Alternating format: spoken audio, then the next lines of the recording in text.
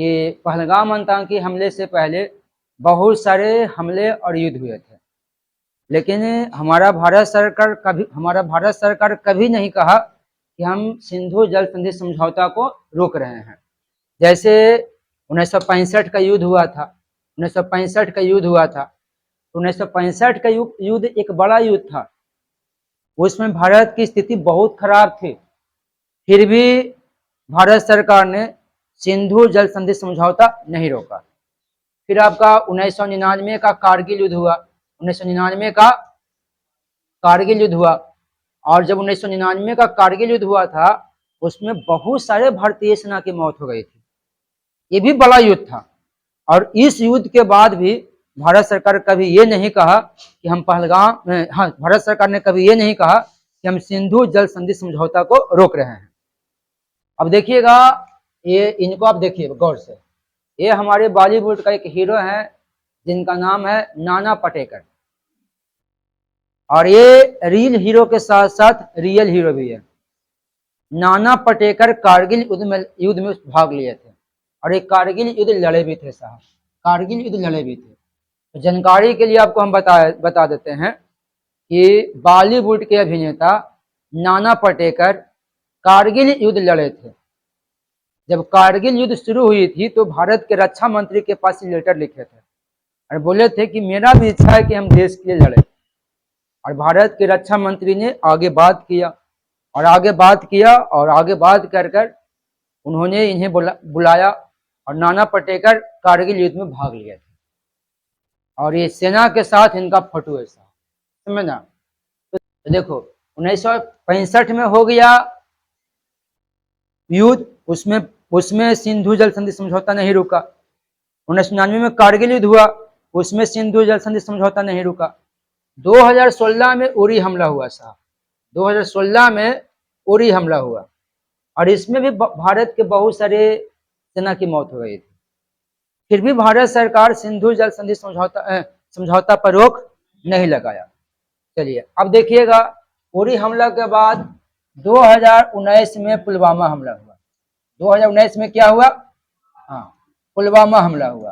और जब 2019 में पुलवामा हमला हुआ तो ये भी एक बहुत बड़ा हमला था, और इस हमले के बाद भी भारत सरकार ने सिंधु जल संधि समझौता पर रोक नहीं लगाया।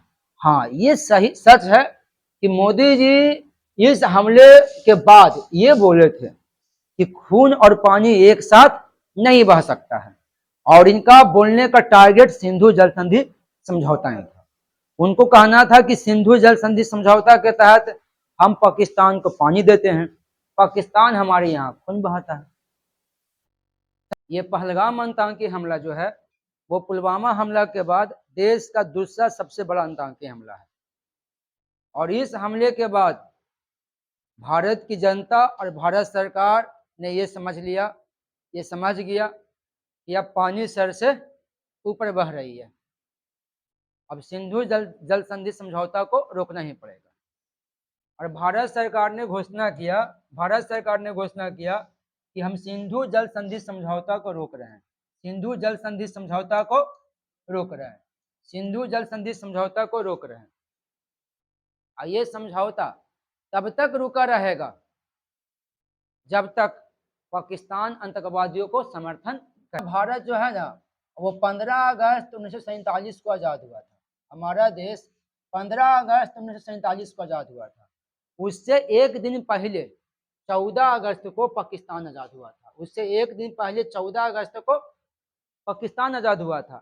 तो इस बंटवारे में भारत और पाकिस्तान की ज़मीनें बांटी गई थी, ज़मीन बांट दिया गया था कि चलो भाई इस तरफ का ज़मीन भारत का हो गया, इस तरफ का ज़मीन भारत का हो गया, और इस तरफ का ज़मीन पाकिस्तान का हो गया। लेकिन नदियाँ नहीं बांटी गई थी, नदियाँ नहीं बांटी गई थी। अब नदियाँ नहीं बांटा गया, लेकिन भारत पाकिस्तान के बीच मतभेद बढ़ता गया। और जब भारत पाकिस्तान के बीच मतभेद बढ़ रहा था दिन प्रतिदिन, तो भारत ने 1 अप्रैल 1948 ईस्वी को 1 अप्रैल 1948 ईस्वी को सिंधु नदी का कुछ पानी रोक दिया था, और रोक कर वो अपनी तरफ उसको मोड़ लिया। जैसे भारत में नहर वगैरह होता ना है, तो नहर में मोड़ लिया।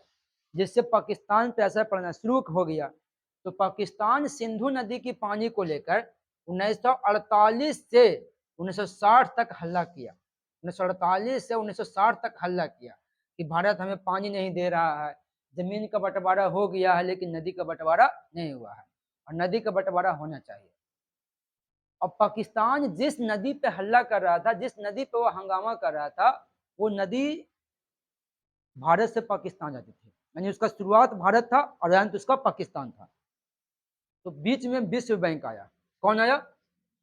हाँ, विश्व बैंक आया, और विश्व बैंक के सहयोग से एक समझौता हुआ, जिस समझौता को हम कहते हैं सिंधु जल संधि समझौता।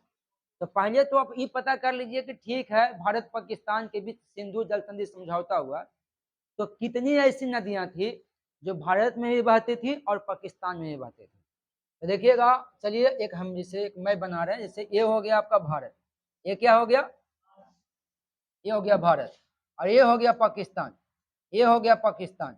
तो कितनी ऐसी नदियां हैं जो भारत में ही बहती है और पाकिस्तान में ही बहती है, क्योंकि बंटवारा उसी चीज का होता है जो हमारे आपके बीच की जमीन हो, है ना। तो वही नदी न बटेगा जो भारत पाकिस्तान के बीच बहती है, कि हमारे गंगा मैया को बांट लोगे? संभव है? नहीं। तो देखिएगा, देखिएगा, तो एक हो गया सिंधु नदी, दूसरा हो गया आपका रावी नदी, तीन में आ गया चिनाब, हाँ, इसके बाद हो गया चिनाब, ब्यास, सतलज, झेलम, झेलम। तो देखिए कर कौन कौन सी ऐसी नदियां हैं जो दोनों के बीच में बहती है। ये हो गया आपका सिंधु नदी, रावी नदी, रावी नदी, ब्यास नदी, सतलज नदी, सतलज नदी, झेलम नदी, और चिनाब नदी, चिनाब नदी। तो ये 6 नदी जो है ना, वो भारत पाकिस्तान के बीच बहती है। तो आपसे अगर पूछा जाए कितनी नदियां जो है वो भारत और पाकिस्तान के बीच बहती है, भारत और पाकिस्तान के बीच बहती है, तो कुल 6 नदियां भारत पाकिस्तान के बीच बहती है। सिंधु, रावी, ब्यास, सतलज, झेलम और चिनाब। और इसी 6 नदी पर एक समझौता हुआ, जिस समझौता का नाम रखा गया सिंधु जल संधि समझौता। सिंधु जल संधि, हाँ, सिंधु जल संधि समझौता, समझौता। तो चलिए अब देखिएगा, ये आपका हो गया सिंधु जल संधि समझौता, सिंधु जल संधि, हाँ, सिंधु जल संधि समझौता, सिंधु जल संधि समझौता हो गया साहब, समझौता हो गया। अब कह रहे हैं कि सिंधु जल संधि समझौता कब हुआ, कब हुआ? तो अगर हमसे वर्ष पूछे ना, वर्ष पूछे तो हमको बोलना है 19 सितंबर 1960 ईस्वी को हुआ था, 19 सितंबर 1960 ईस्वी को हुआ था। और भारत पाकिस्तान के बीच समझौता हो और तीसरा आदमी इसमें एंट्री ना मारे तो समझौता हो जाएगा? क्योंकि दोनों तो लड़ाकू हैं, हम लोग कम लड़ाकू हैं, हम लोग तो कम लड़ते हैं, ज्यादा लड़ाकू वही है साहब, समझना। तो किसके सहयोग से समझौता हुआ?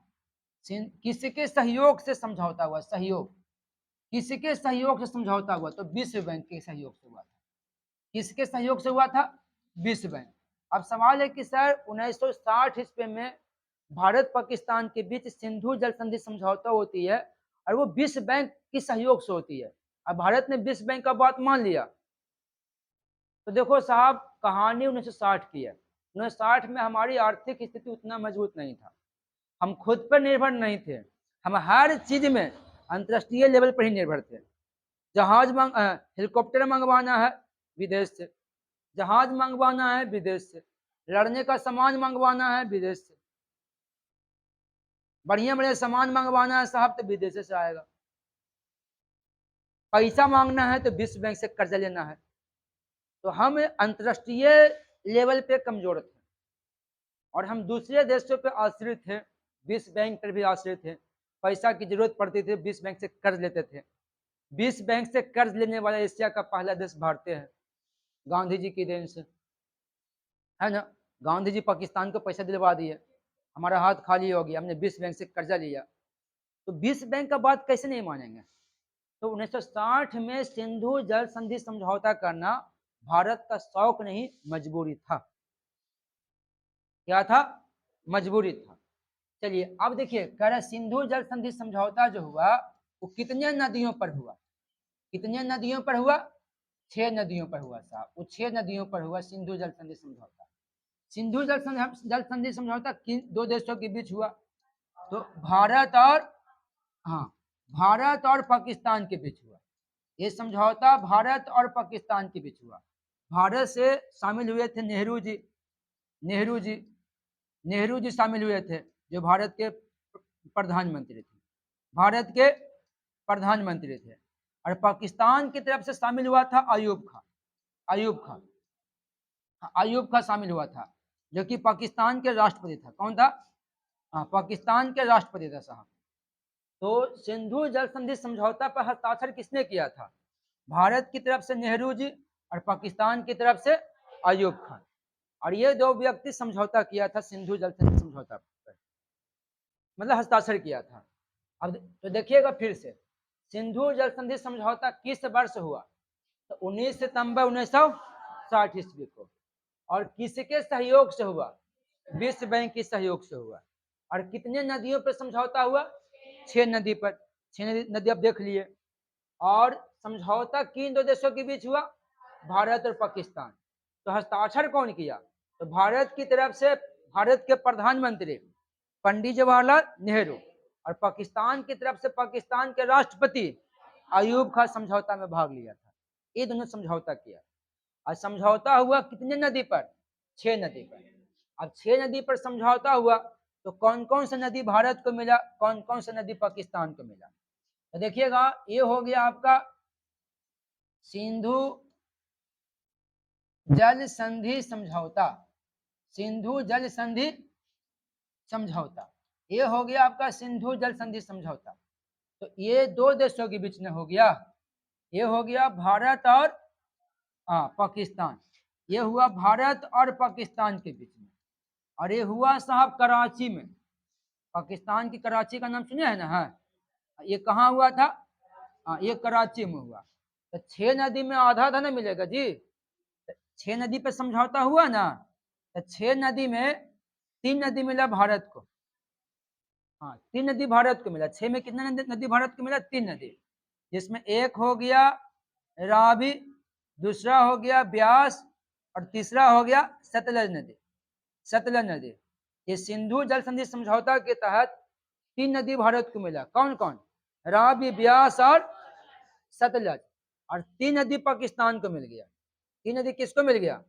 पाकिस्तान को मिल गया, जिसमें एक हो गया सिंधु नदी, एक हो गया सिंधु नदी, और दूसरा हो गया चिनाब नदी, चिनाब नदी, दूसरा हो गया चिनाब नदी, और तीसरा में हो गया साहब झेलम नदी, झेलम नदी।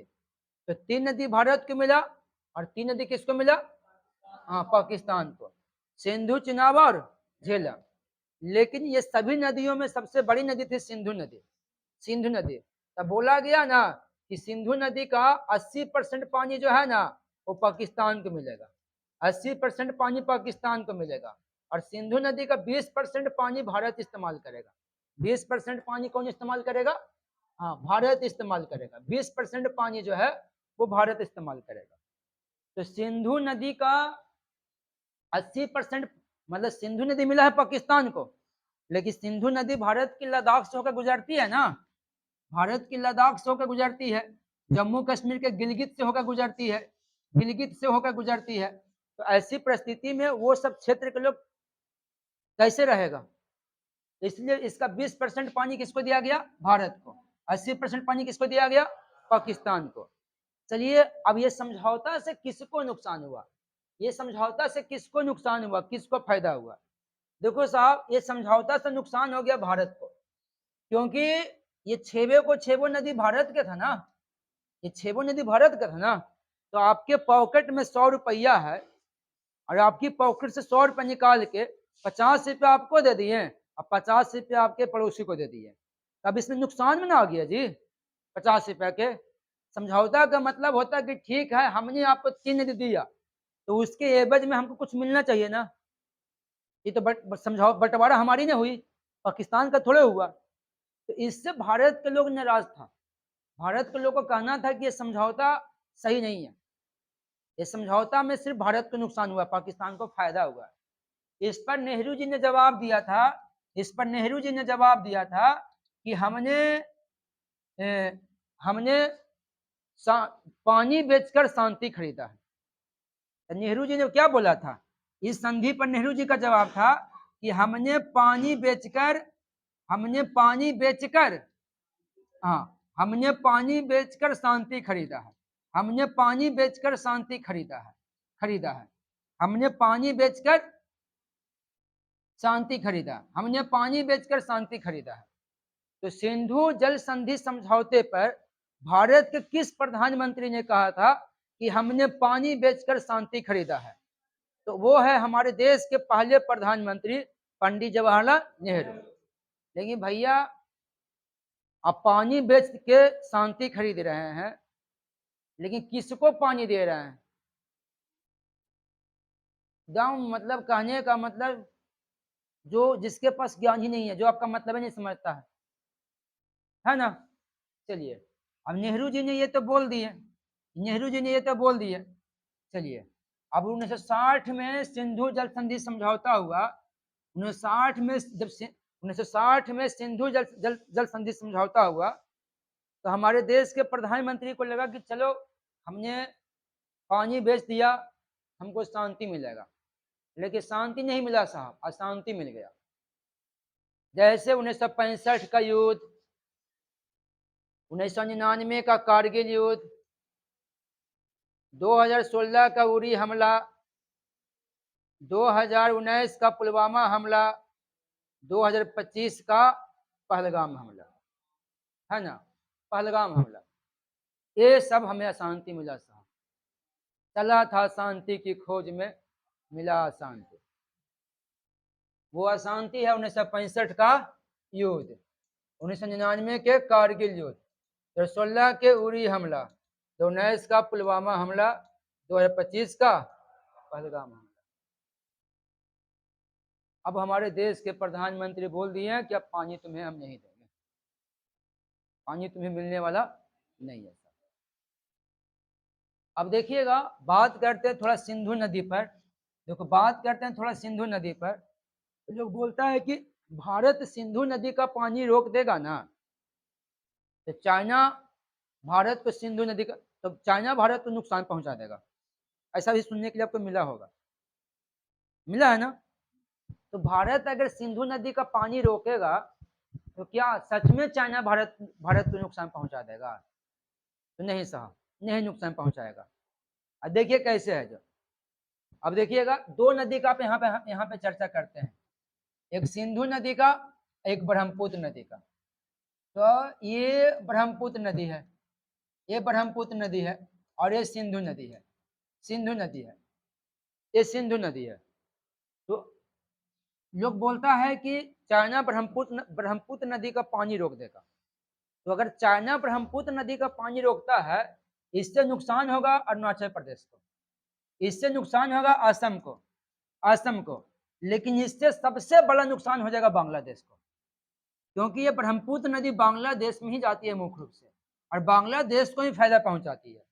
तो चाइना कभी नहीं चाहेगा कि भारत के दो राज्य को नुकसान पहुंचाने के लिए बांग्लादेश को सुखा दे, कभी नहीं चाहेगा।